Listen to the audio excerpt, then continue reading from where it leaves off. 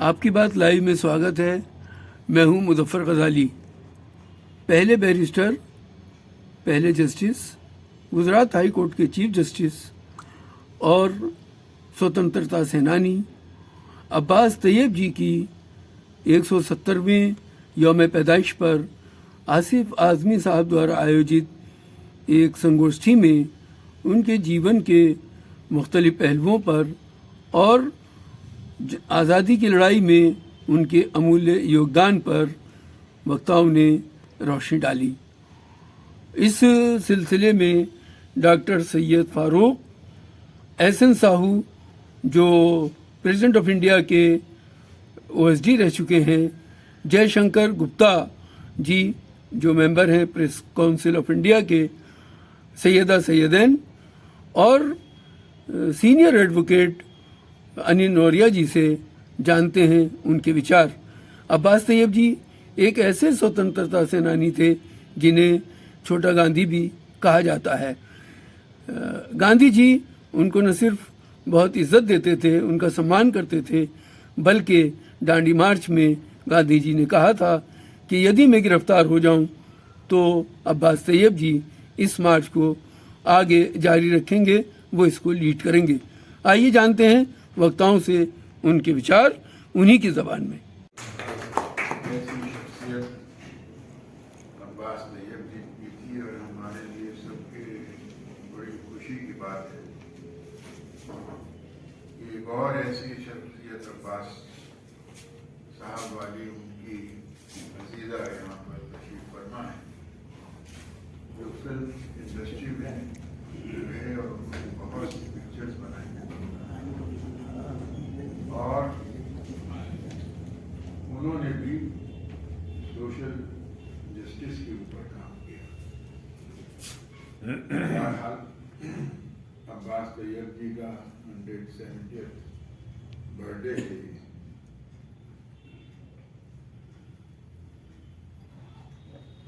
आप पहली वो शख्स थे जिन्होंने पूरी दुनिया में, पूरे इंग्लैंड में 10th टॉप पोजीशन पर हासिल किया। ये उस वक्त के हिंदुस्तानियों के लिए, आज हम लोग क्रिकेट में जीत जाते हैं कितना खुश होते हैं, उस वक्त में इंग्लैंड में एक इंडियन ने जाकर पूरे इंग्लैंड में टॉप पोजीशन 10th हासिल की। कितना प्राइडफुल मोमेंट होगा वो इंडियन के वास्ते। उसके बाद he was the first barrister of India, first barrister from India. उसके बाद he was the first chief justice of Gujarat at that time. ये तमाम खुसूसियतें ऐसी हैं जो इस तरफ इशारा करती हैं कि उन्होंने हिंदुस्तान के लोगों का नाम ऊंचा किया। गांधी जी, नेहरू जी, ये सब लोग बैरिस्टर थे, लेकिन इन सब से पहले वो बैरिस्टर बने और जलियांवाला बाग का जब मामला आया तो आपने जो है उस वक्त उस कमीशन से रिजाइन कर दिया जिसमें उनको ये कहा गया था कि आपको सजा देनी,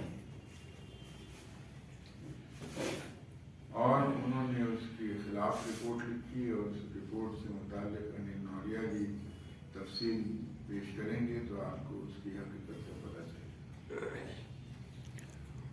आज का ये प्रोग्राम इसलिए भी जरूरी है कि हम लोगों को इन बातों का पता ही नहीं।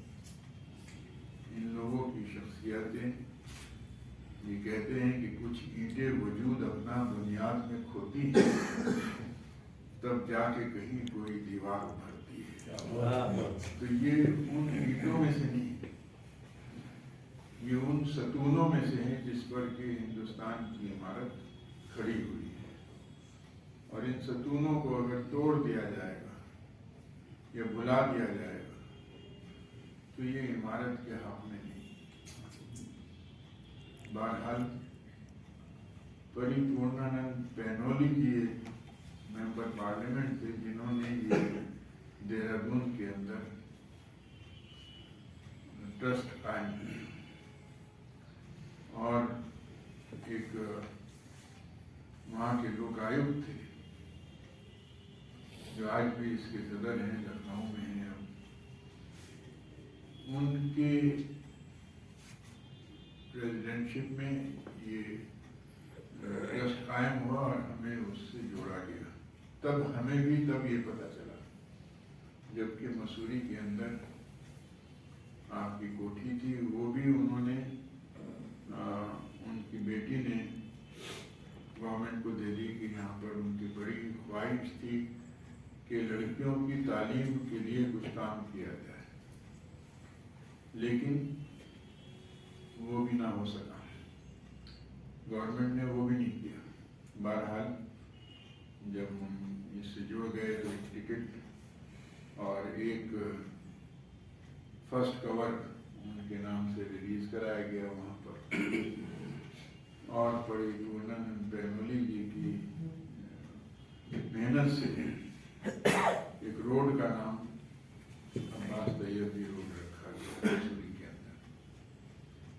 लेकिन बातें बहुत सी होती रही कि उनको और जोड़ा जाए, लेकिन लोगों तक बात नहीं पहुंच रही।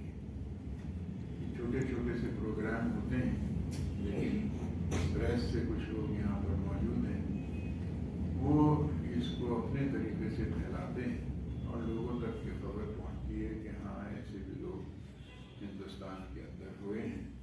इनको छोटा गांधी कहते थे, लेकिन उम्र में ये गांधी जी से बड़े थे। इस सब से मुतालिक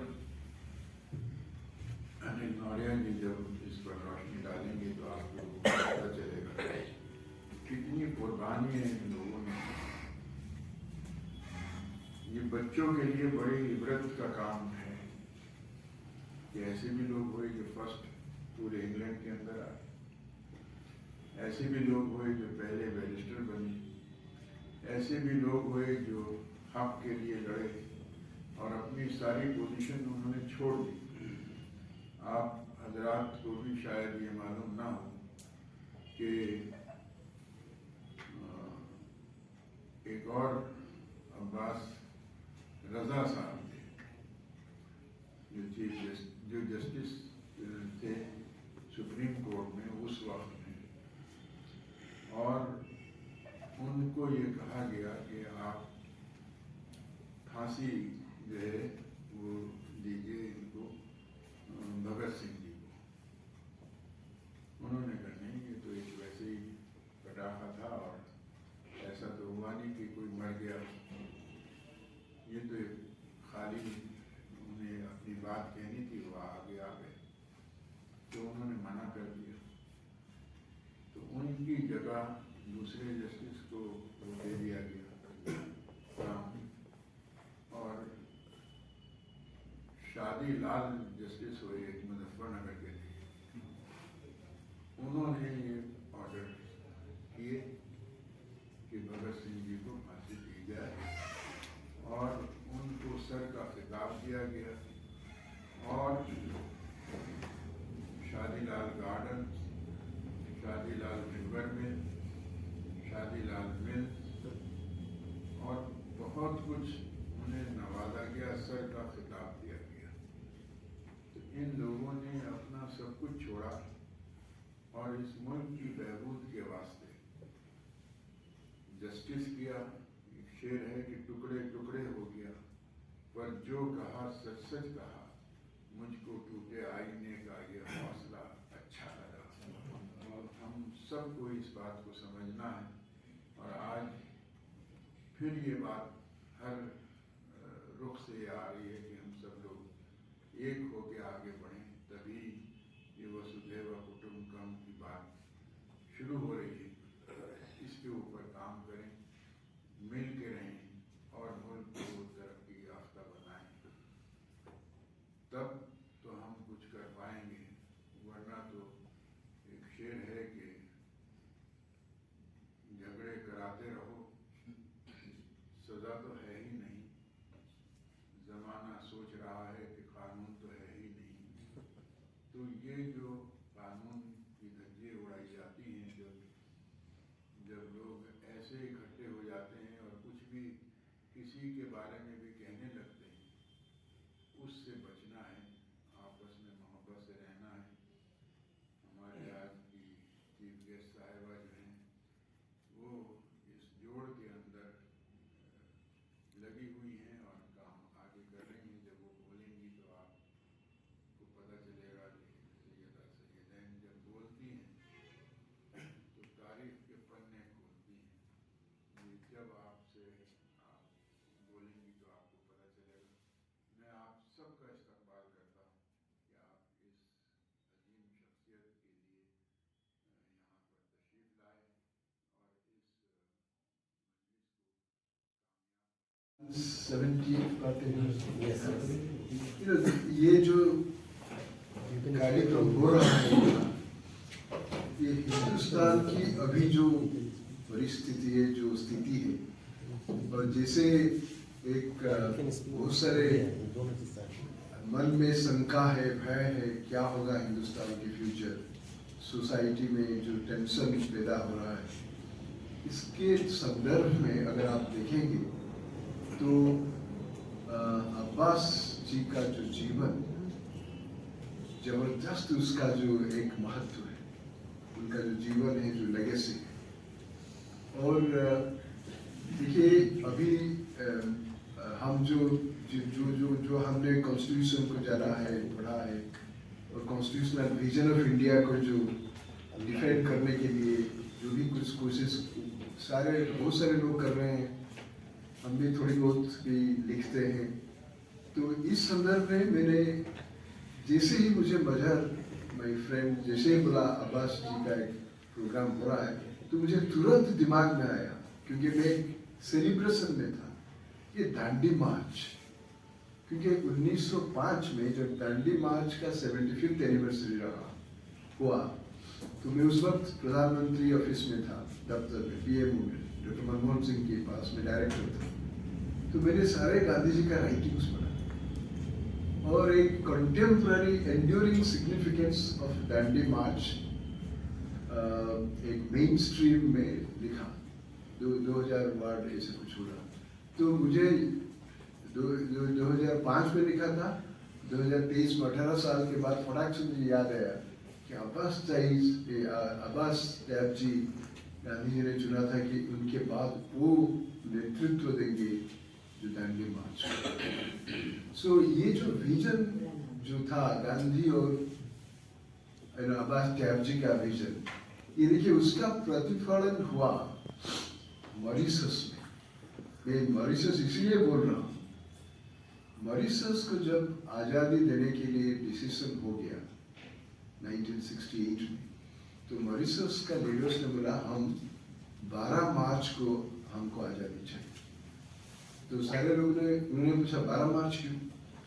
उन्होंने क्या उस दिन महात्मा गांधी दांडी मार्च शुरू किया।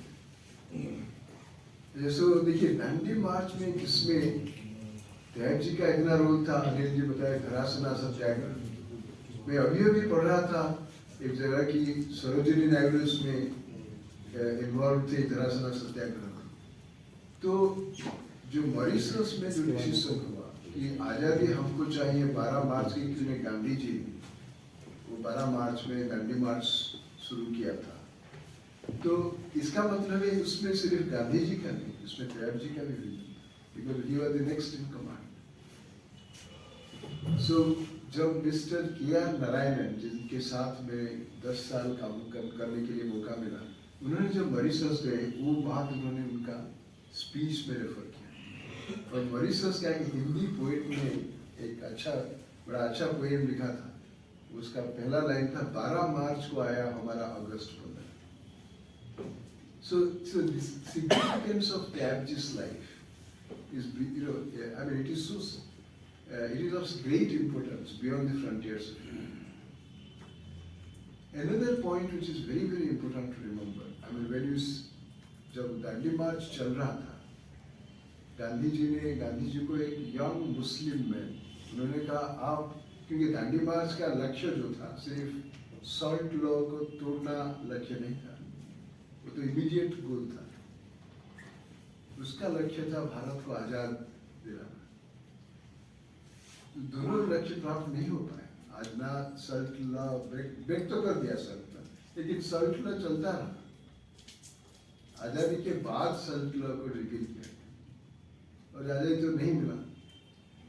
तो एक मुस्लिम यंग मैन गांधी जी को पूछा, तो आप क्या हिंदुओं के बल पे ये भारत को आजाद करना चाहते हैं? तो गांधी जी का रिप्लाई था, आप देखिए ये दाढ़ी वाले लोग, ये जो है अब्बास, क्या उनका बिना मदद में हिंदुस्तान आजाद हो पाएगा? सो ये जो बात देखिए, नैरेटिव देखिए, आप हिंदुओं की ताकत से आजाद कर पाओगे भारत, हिंदुस्तान करना लक्ष्य है आपका। उन्होंने कहा ये देखिए, अभी जो एक एक्सक्लूसिव पॉलिटिक्स जो हुआ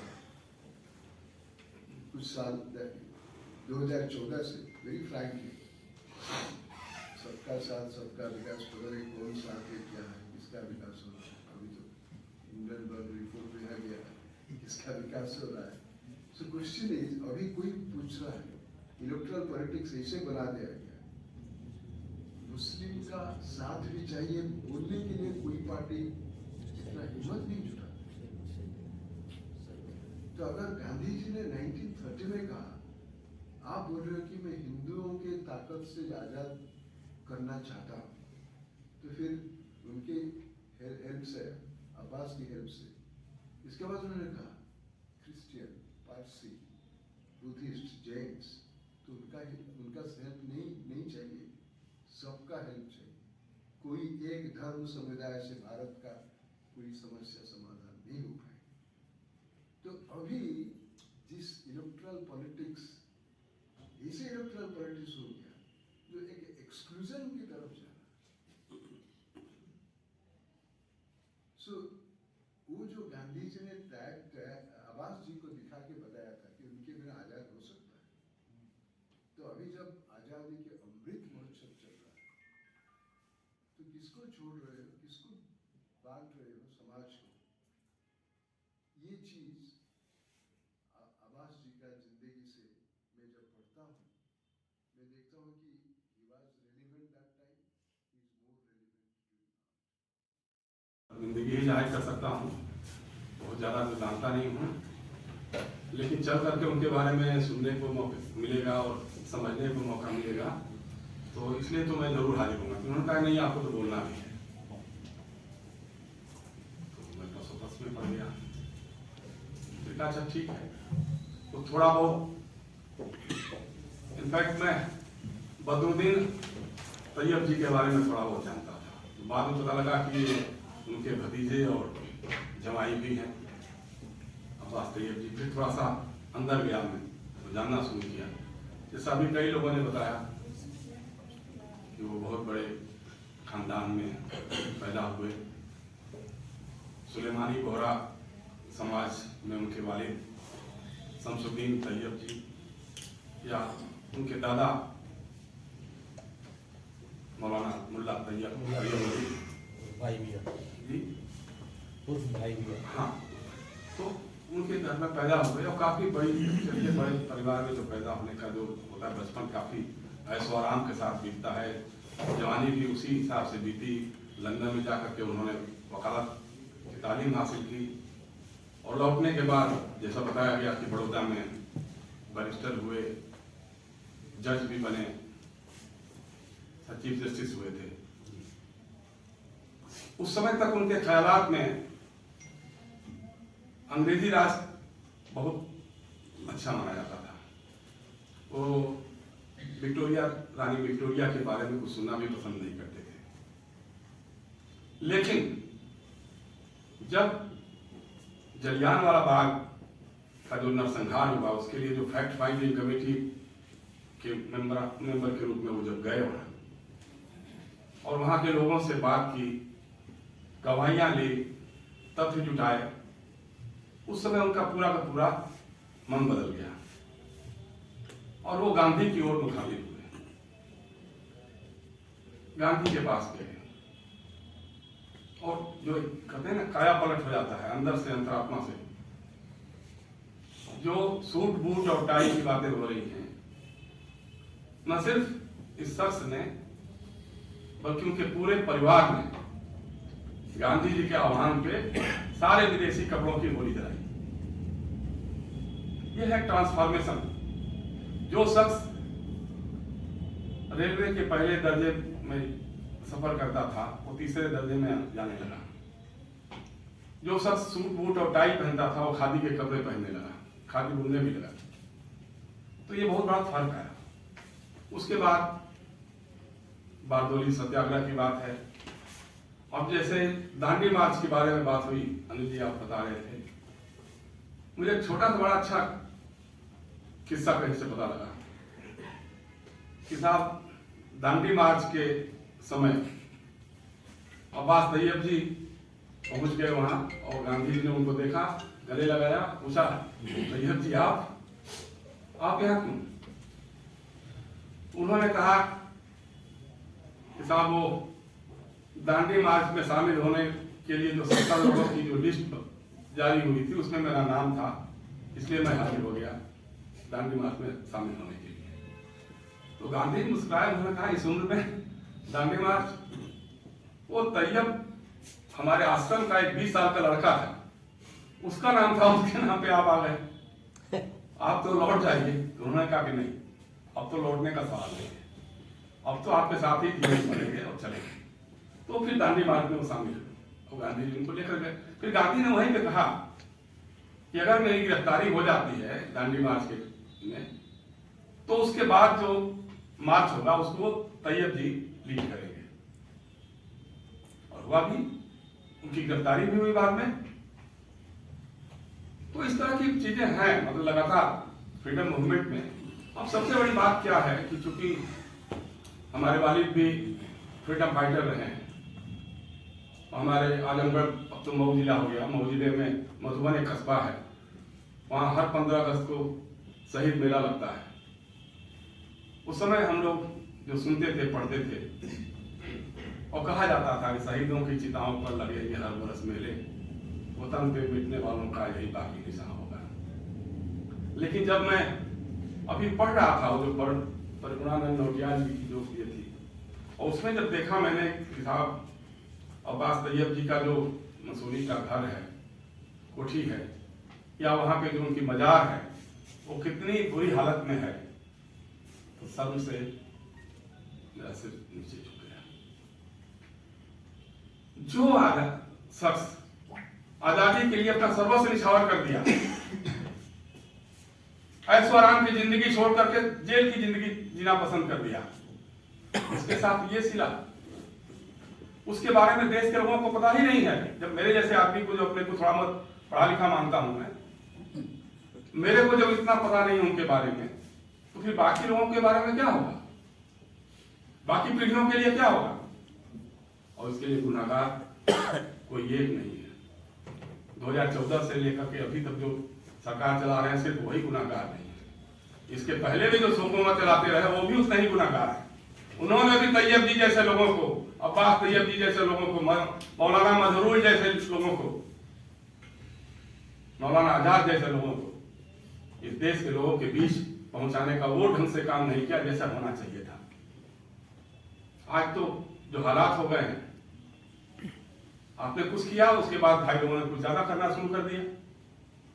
अब तो यह हालत हो गई है, एक है ना कि जब वक्त पड़ा था गुलशन पे था खूने जिगर, तब सबने दिया, जब आई बहार है गुलशन पे कहते हैं तुम्हारा काम नहीं। अब वो लोग कहते हैं जिनका फ्रीडम मूवमेंट में कोई योगदान नहीं था, जिनके पूरे पुरखे पुरानियों में से एक नाम नहीं निकल के आता है जिन्होंने आजादी की लड़ाई में कोई योगदान किया, और आज वो अब्बास तैयब जी के लोगों पर, मौलाना आजाद, मजहरुल हक जैसे लोगों की औलादों पर सवालिया निशान खड़ा करते हैं, कहते हैं कि ये तो देशद्रोही है। अगर वो सीएए के खिलाफ शाहीन बाग में धरना करते हैं तो कहते हैं देशद्रोही है। ये सवाल है। आप पूरे इतिहास को खंगाल डालिए, जब से लड़ाई हुई आजादी की लड़ाई शुरू हुई, जंग आजादी शुरू हुई, एक नाम बता दीजिए आप, जो राष्ट्रीय स्वयंसेवक संघ जिसकी पैदाइश भारतीय जनसंघ या भारतीय जनता पार्टी है, उसमें से एक नाम बता दीजिए। लेकिन अब अब्बास तैयब जी को तो छोड़ दीजिए, अब गांधी और नेहरू और पटेल को खारिज किया जा रहा है। गांधी के बरस किसी बाकी वीर को सामने लाया जा रहा है, कहा जा रहा कि नहीं वो उनसे बड़े थे, और एक जहनियत में डालने की कोशिश की जा रही है कि गांधी और नेहरू ने मिलकर के मुल्क का बंटवारा कर दिया, मुल्क को तकसीम कर दिया। लेकिन किया था किसने? इस पर कभी चर्चा ही नहीं हुई। कभी कांग्रेस के लोगों ने भी इस पर जोर नहीं दिया। जिस ढंग से होना चाहिए था वो कांग्रेस के लोगों ने भी नहीं किया। मैं आपको बताऊं, सबसे पहले 1937 में विनायक दामोदर सावरकर, जो माफी मांग करके बाहर आए थे, हिंदू महासभा के अध्यक्ष बने। अहमदाबाद में उनका अधिवेशन हुआ था, 15वां अधिवेशन हुआ था हिंदू महासभा का। उसमें उन्होंने कहा कि हिंदू और मुसलमान दो अलग अलग राष्ट्र हैं, हम एक साथ नहीं रह सकते हैं। हमारे जहन में तो बैठा गया कि जिन्होंने पाकिस्तान बनवा दिया। 1937 में इनका रेजोल्यूशन आता है। उसके बाद 3 साल के बाद मुस्लिम लीग के लाहौर अधिवेशन में होता है कि साहब सावरकर जी ठीक कर रहे हैं, हम अलग अलग देश हैं, अलग अलग राष्ट्र है, हमारी अलग जहनियत है, तो हमको अलग देश मिलना चाहिए। 1943 में, अगस्त में 1943 में सावरकर नागपुर की सभा में कहते हैं कि जिन्ना साहब जो बात कर रहे हैं, टू नेशंस की बात छेड़ी क्यों, उसमें हमको कोई से झगड़ा नहीं है, कोई आपत्ति नहीं, वो सही कर रहे हैं। और इसके आगे सुनिए हजरत, जब गांधी का सहयोग आंदोलन चल रहा था तो आरएसएस के जो उस समय के सरसंघ चालक थे माधव सदाशिव गोलवलकर, जिसको गुरु जी गोलवलकर कहते हैं, उनसे लोगों ने पूछा कि हुजूर सर हम लोगों को क्या करना चाहिए, गांधी जी ने जो अंग्रेजों भारत छोड़ो का आह्वान किया है उसमें हमको क्या करना चाहिए। गोलवलकर जी ने कहा कि नहीं, ये लड़ाई हमारी नहीं है, इस लड़ाई हमारा कोई लेना देना नहीं है, हमको तो अपने अंदरूनी दुश्मनों से लड़ना है। तो अंदरूनी दुश्मन कौन है? अकलियत के लोग हैं और कम्युनिस्ट हैं, इनसे लड़ना है, हमको अंग्रेजों से नहीं लड़ना है। उसके बाद जब चुनाव हुए तो कांग्रेस ने तो बाइकाट कर दिया, लेकिन मुस्लिम लीग और हिंदू महासभा ने चुनाव लड़ा, और जो पाकिस्तान की नींव डालने वाले थे उन लोगों ने मिलकर के सरकार चलाई। आप आश्चर्य करेंगे, बंगाल में उस समय जो हुकूमत बनी, उस सरकार के प्रधानमंत्री मौलाना फजलुल हक मुस्लिम लीग के थे। उनके वित्त मंत्री कौन थे? श्यामा प्रसाद मुखर्जी, उस समय हिंदू महासभा के नेता थे और बाद में भारतीय जनसंघ के पहले अध्यक्ष बने, संस्थापक अध्यक्ष बने। इन दोनों ने मिलकर के एक साथ सरकार चलाई, और वो लोग आज कहते हैं कि साहब पाकिस्तान तो गांधी जी ने बनवा दिया, नेहरू ने बनवा दिया। इस तरह लगातार ऐसी बातें हो रही हैं। सारी समस्याओं की जड़ हिंदू और मुसलमान, बेरोजगारी है, गुर्बत है, महंगाई है, इससे कुछ जरूरत नहीं है। हिंदू मुसलमान, बस मुसलमानों को ठीक करना है। हमसे किसी ने कहा, अभी हमारे रास्ते में भी हमारे भाई कर रहे थे, हमने कहा देखो वो सिर्फ कहने वाली बातें हैं। अगर मुसलमान इस देश में रहेगा नहीं तो किसको वो विलेन बनाएंगे। मुझे आज अच्छी तरह से याद है कि जब उप प्रधानमंत्री थे लाल कृष्ण आडवाणी साहब, दोनों के साथ यात्राओं में करते थे, तो एक बार उन्होंने कहा, हम लोगों से बातचीत में कहा कि साहब बाबरी मस्जिद का टूटना बड़ा गलत हुआ। हमने कहा साहब क्या दिल से महसूस करते हैं आप? तो कहा नहीं, दिल वाली बात नहीं है, पहले था कि उसी को लेकर के हम लोग आंदोलन करते थे, कलंक की इमारत है, कलंक का ढांचा है, अब हम कहेंगे क्या, अब तो ढह गया, मंदिर तो हम बना नहीं सकते। तो इसलिए इनके लिए खलनायक बना करके रखना बहुत जरूरी है। अब मुश्किल यही है आज तो बहुत नई बात हो गई साहब। लगातार मोहन भागवत जी ने कह दिया कि साहब इस देश में जो भी हैं सारे हिंदू हैं। फिर हमारे एक मित्र बड़े भाई गवर्नर, उन्होंने कह दिया मैं तो हिंदू हूं। कमाल है भाई, आप हिंदुओं को तो हिंदू मानते ही नहीं हो। आप दलितों को, पिछड़ी जातियों को, आदिवासियों को हिंदू मानते ही नहीं हो। अगर दलित कभी किसी शादी ब्याह में घुड़चढ़ी कर जाता तो उसकी खाल उतार लेते हो तुम। अगर किसी मंदिर में चला जाता, कहीं पानी पी लेता किसी कुएं से, उसको जिबा कर देते हो, कत्ल कर देते हो, और कह रहे हो कि सारे लोग हिंदू हैं। कहां है आपका हिंदुत्व? कहां है आपके हिंदुत्व में? महिलाओं की जगह कहां है? दलितों की स्थिति कहां है? पिछड़ी जातियों की स्थिति कहां है? इस पर कोई चर्चा ही नहीं करना चाहेगा। दुर्भाग्य की बात यह है कि जब भी इस तरह की बातें हुई तो हम लोगों ने मुंह मोड़ना शुरू कर दिया। आज हर चौराहे पे, हर अपार्टमेंट में, हर गली में चर्चाएं होती हैं।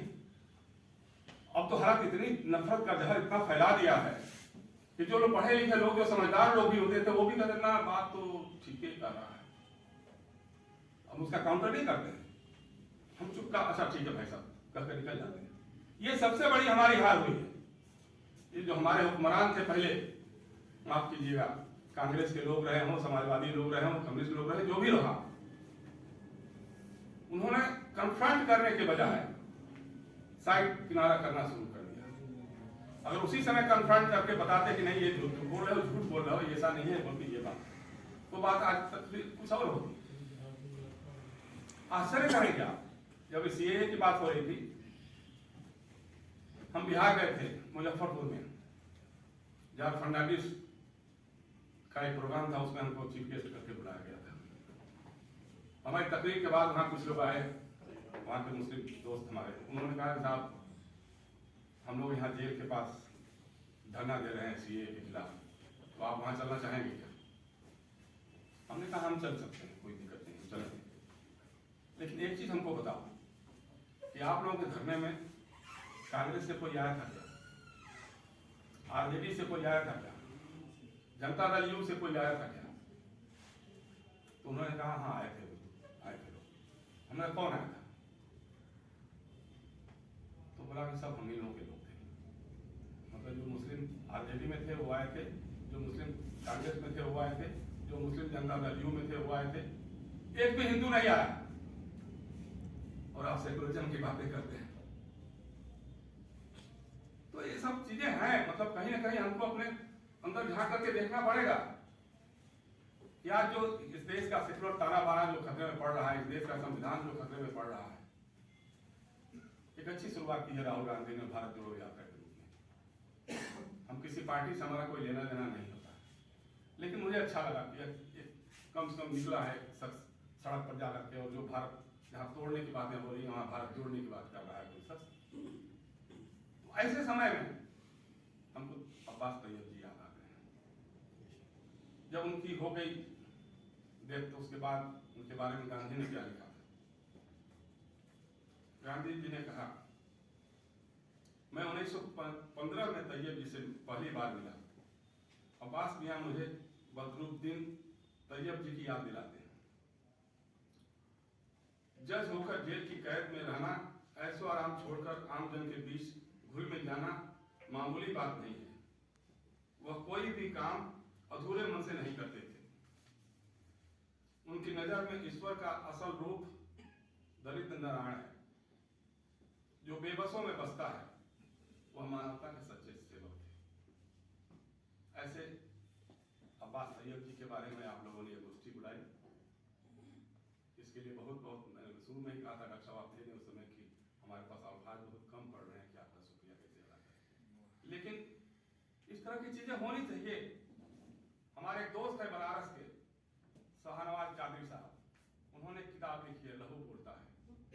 उसमें हिंदुस्तान की जंग आजादी के लिए कितने मुसलमानों ने, अकलियत के कितने लोगों ने अपनी शहादत दी है, अपनी कुर्बानियां दी है, उसका जिक्र, मुसलसल जिक्र उस किताब में है। ऐसी चीजों को आगे बढ़ावा देना चाहिए। मैं चाहता हूं कि इस तरह के कार्यक्रम थोड़े और बड़े पैमाने पर भी हो। आपका ट्रस्ट बहुत अच्छा काम कर रहा है। हमारे जैसे लोगों से अगर बन पड़ेगा तो हम लोग भी उसमें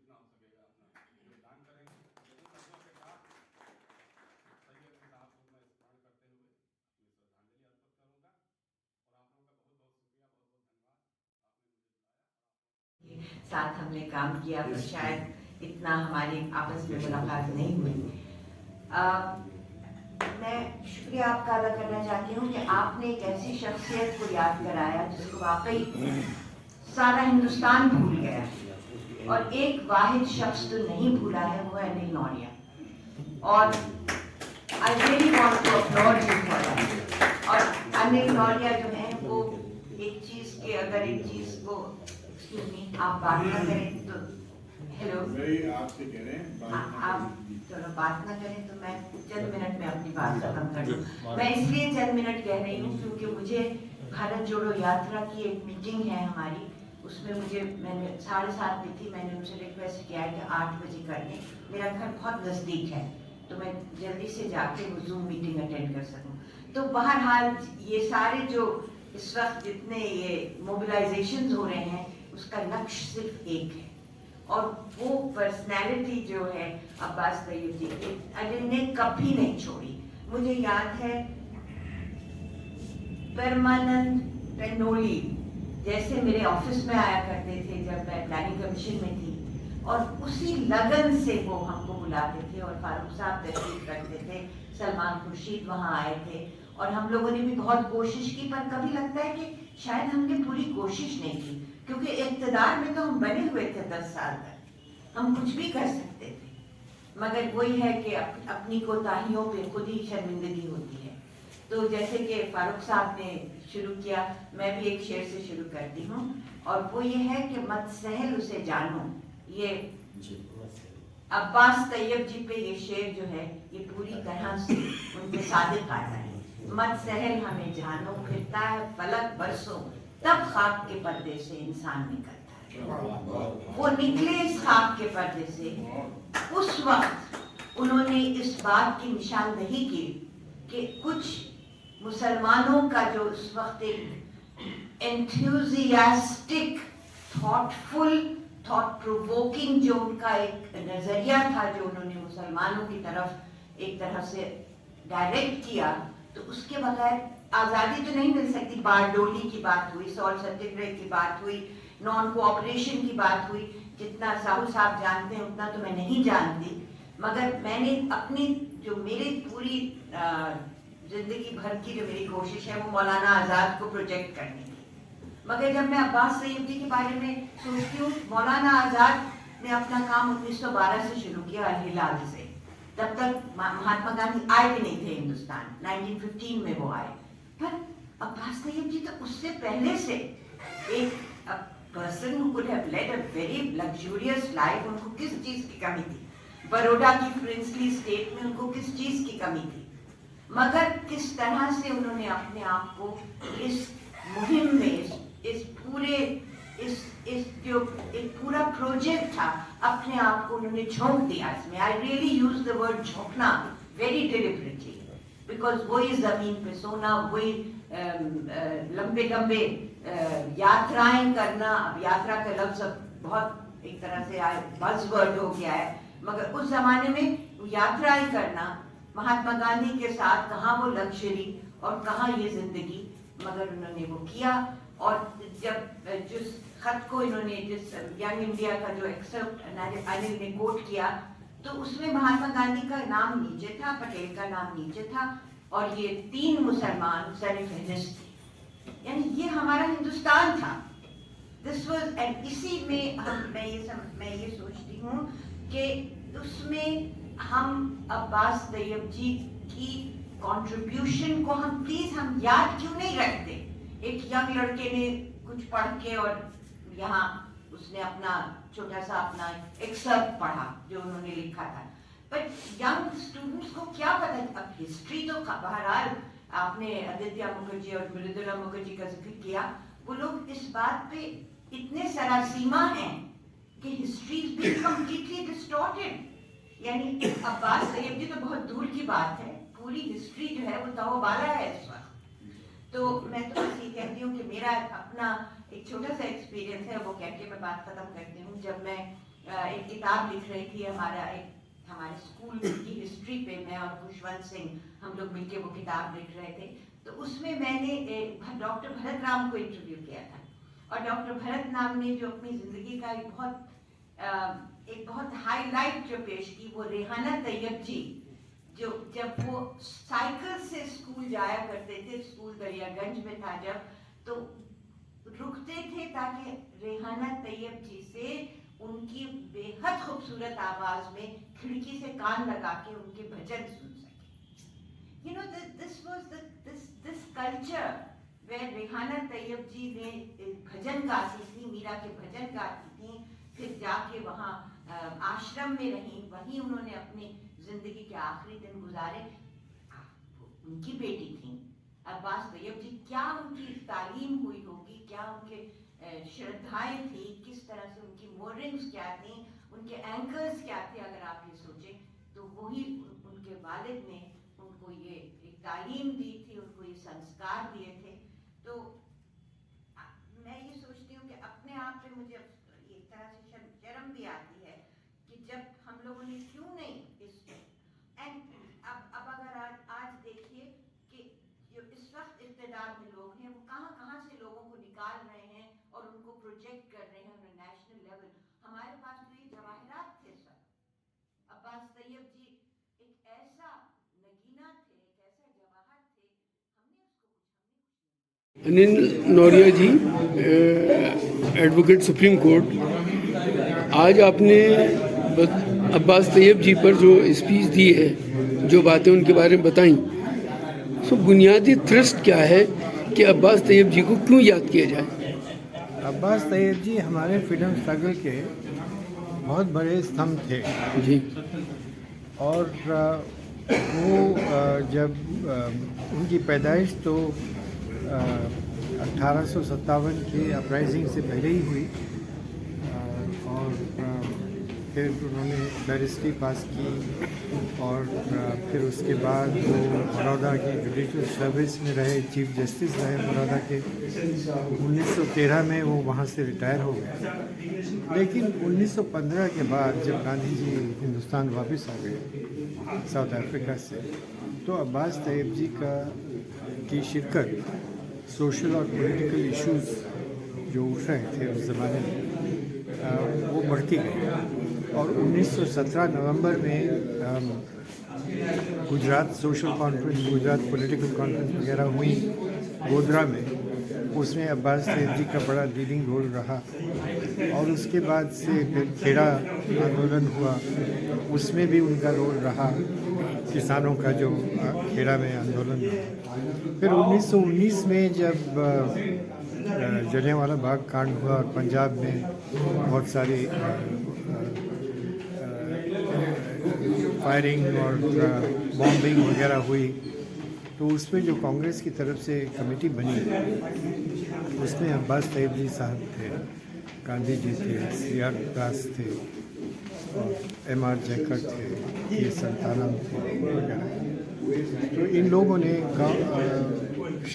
हर ज़िले में जाकर एक रिपोर्ट तैयार की, जो कि एक साल के अंदर एक साल का पूरा होने से पहले ही वो रिपोर्ट तैयार होकर छप गई 2 जिल्दों में, जिसकी दूसरी जिल्द जो है उसमें 600 से ज़्यादा बयान हैं लोगों के। तो वो सब उन्होंने इकट्ठा किया, और उस रिपोर्ट की बहुत बड़ी सिग्निफिकेंस है हमारे सिविल और डेमोक्रेटिक राइट्स मूवमेंट के लिए, क्योंकि उसमें ये कहा गया है कि कैसे स्टेट की क्या जिम्मेदारी होती है अपने सिटीजन्स की तरफ। तो ये चीज़ उसमें से निकल के आती है। फिर नॉन कोऑपरेशन मूवमेंट जब शुरू हुई 1920 में, तो उसमें अब्बास तैयब जी साहब का बहुत बड़ा रोल रहा, और बारदोली सत्याग्रह में भी उनका बहुत बड़ा रोल रहा 20s में। 1930 में आते आते उनका इतना ज़्यादा था कि जब गांधी जी की अरेस्ट हुई, पहले तो वो डांडी मार्च में वो उसके सेकेंड इन कमांड थे अब्बास तैयब, और फिर जब उसके बाद मई में गांधी जी की अरेस्ट हुई, तो उसके बाद गांधी जी ने इनको नॉमिनेट किया as a successor to lead the national movement. और फिर उसके फ़ौरन बाद कुछ ही दिनों में वो धरासना पे सॉल्ट रेड्स हुए, सॉल्ट पैंस पे जो रेड्स हुए सत्याग्रही उनके, बड़ी फेमस धरासना रेड है जिसमें सरोजिनी नायडू वगैरह सब ने शिरकत की थी।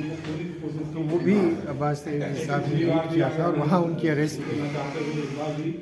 फिर जाकर उनका उस ज़माने में सिविल डिसोबीडियंस मूवमेंट के ज़माने में तो ये भी कहा जाता था कि उनका हाउस होल्ड नेम था इंडिया में, और ये था कि ये स्लोगन था जो उस ज़माने में सुनने में आता था, खरा रुपया चांदी का, राज तैयब गांधी का।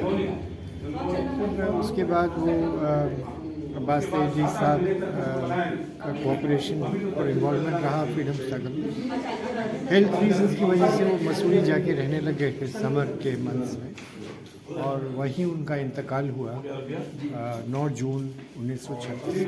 तो अब्बास तहरीर जी का रोल हमारी फ्रीडम मूवमेंट में एक कॉम्पोजिट नेशनलिज्म का, सब कौमों की शिरकत थी, और ऐसे ही शिरकत नहीं थी, एक लीडरशिप सब कौमों की तरफ से आती थी हमारी नेशनल। नूरिया जी, मेरा सवाल यह है कि इतने इम्पोर्टेंट शख्स, फ्रीडम फाइटर और पूरे आज़ादी की लड़ाई में बहुत ही प्राइम जगह पर वो हैं, उसके बावजूद उनको क्यों भुला दिया गया?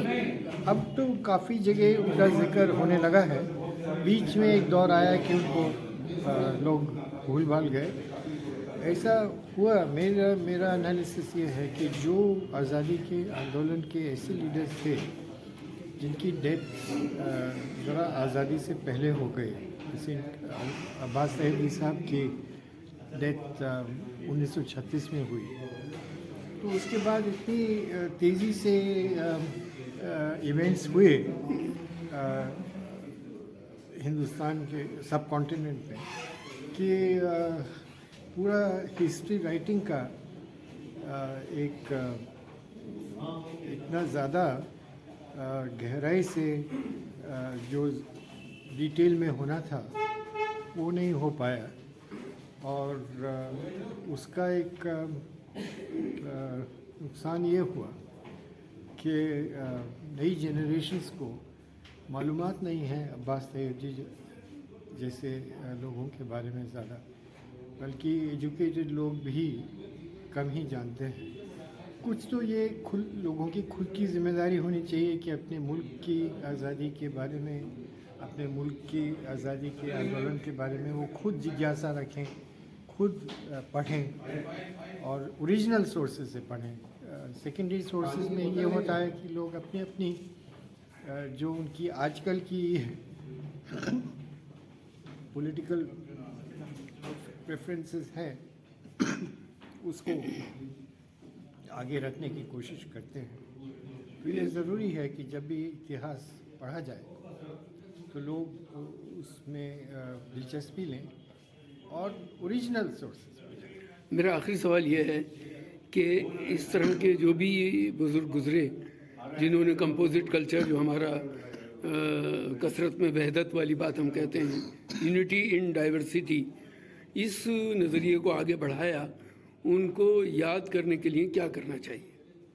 उनको ऐसे ट्रस्ट बनने चाहिए हर ज़िले में, हर प्रांत में और मुल्क में, जो ऐसे लोगों को उनकी मेमोरी और उनकी लीगेसी को कायम रखें और उनके बारे में लोगों को एजुकेट कराएं और उन पे और रिसर्च कराएं।